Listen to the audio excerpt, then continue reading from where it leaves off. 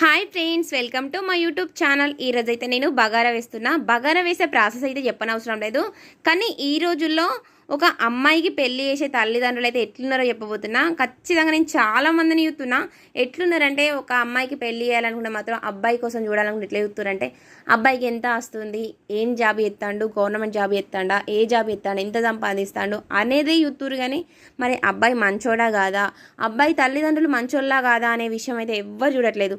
అట్లా అన్నాం అనుకో, మనం అబ్బాయి మంచోడా కాదా, అబ్బాయి తల్లిదండ్రులు మంచోళ్ళ కాదా అని చూడవా, ఆస్తిని చూడవా అంటే మనం ఏమన్నా వాళ్ళ గుణాలు తెలుతాయా అంటారు. మరి జాబు ఆస్తులు ఎట్లా ఎంక్వైరీ చేస్తారు? అట్లనే వాళ్ళ బంధువుల ద్వారానో ఇంటి దగ్గర ద్వారానో తెలుసుకోవచ్చుగా మంచోడో కాదా, వాళ్ళ తల్లిదండ్రులు మంచోళ్ళో కాదా అని ఖచ్చితంగా ఆ విషయం అయితే తెలుసుకోవచ్చుగా. అట్లా తెలుసుకొని మన అమ్మాయికి పెళ్లి చేసినాం అనుకో, ఏ అమ్మాయి కూడా అత్తగారింట్లోనైతే ఏడోదు, ఖచ్చితంగా సంతోషంగా ఉంటుంది.